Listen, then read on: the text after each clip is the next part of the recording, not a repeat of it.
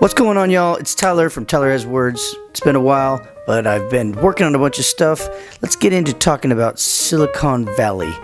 I wanted to use it as kind of an instructive thought experiment, like they say on the show. Have you ever heard of the thought experiment? Blah, blah, blah, blah, blah.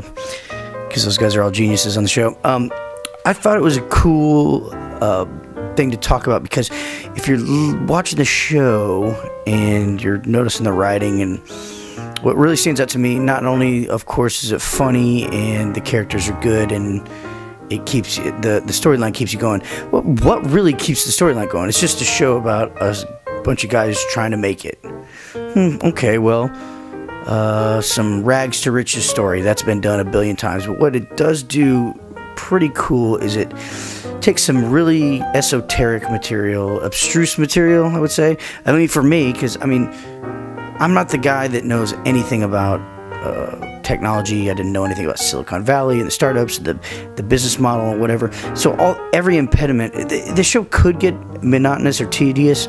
So if you're plotting out like the overarching storyline of the show, you could be like, well, this is going to get super boring, but here's how they make it roll and make it so enjoyable. They bring the audience member. Let's just say I'm the average stooge that doesn't know jack squat about the hermeticism of coding. Well, in that case, I need to be just given just enough of that world to understand, and then I start to feel a part of this world, and it becomes really interesting. And even though I still probably know less than zero about it, and maybe the show is leading me astray, it doesn't matter, because it makes me feel like I'm part of this this cloistered world, that you'd probably need like a secret handshake to get into, or an IQ of 255 to even be a part of. So that's why I think the show's cool, and that's why I think some of the characters are stock characters, because you don't want to create you have to make this palatable for the audience, right? So you need to make, and they do a great job of just explaining, okay, we need to get from point A to B, but here's how we need to do it. And that's really neat. They do it in cool ways. They dumb it down just enough for us, and they find that little sweet spot. But so some of the characters are stock, because if you had that complicated task to do, I can imagine, and the writers are trying to decide how to make it as fun or enjoyable of an experience for the viewer, they're probably like, well, let's not make the plot like so super ridiculous with these like psychotically multi-layered characters. Like, Richard, the main character, is pretty much a neurotic, and then there's like the the guy that's all about El Diablo, who has got to be the best guy on there.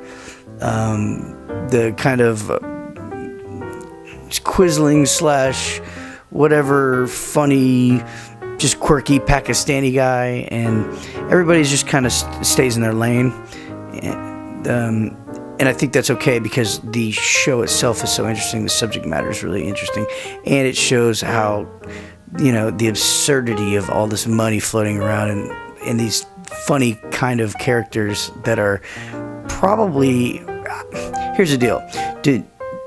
Unless you're watching this from Silicon Valley, or you're a tech giant nerd dude, which is awesome, which means you're not watching this because you're on like a yacht or something, then you're not gonna look at this show and be like, yeah, they wouldn't do that. This code thing doesn't line up for this. And they're talking about like building, on the latest season, they were talking about building a new internet.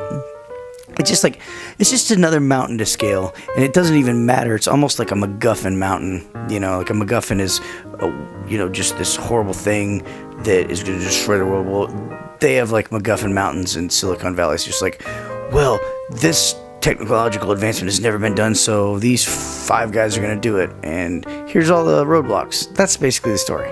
It doesn't matter how sophisticated the impediments are, as long as we understand the impediments, and as long as the show keeps churning out the laughs, because really that's what it's all about, which they do continuously. I would talk about how to be funny on this thing, but that's a longer video, but I will try to break down why some things are funny and why some things aren't. At some point, first I have to figure out if how to be funny myself, and then I'll get into that. But it's a really fun show. I don't really care to talk about whether you should watch it or not. Just keep in mind, if you're writing about something that a lot of people don't know about, don't freeze people out. Find them, don't freeze them out with your esoteric, blather. I've done this in my writing, and it's immature move, it's irresponsible. You want to be inclusive so that people can get aboard, but you also want to make them feel special, like they're learning something at the same time. So those are my thoughts on Silicon Valley, and a good tip for writing when you're doing whatever you're doing. If you're talking about more everyday stuff, then yeah, the characters can be more complex and the plotting can be a little bit more complex. Like, say I'm like writing for Deadwood or something like that, then okay, well, it's about a bunch of people, and some of them have guns, and it's no Western, so I can make the stories more rich as far as character-wise, because people understand a gun, and people understand revenge, and people understand these simple kind of frontier-type situations. So anyway, those are my thoughts on that. Keep in mind, while all that's being said, and I said I'm not trying to do a review type thing on this, I'm just kind of trying to point out why it works. It does work, so check it out and see if you notice what I'm noticing, and see if you can implement that, or twerk whatever you're doing in your writing and make that help you, and kind of add that to your toolkit. All right, this is Tyler Has Words. Peace out. I'm gonna start churning out more videos. I've got like tons of stuff I've been working on, so 3 books I'm working on, and another one that I'm editing. So I love you guys. Peace.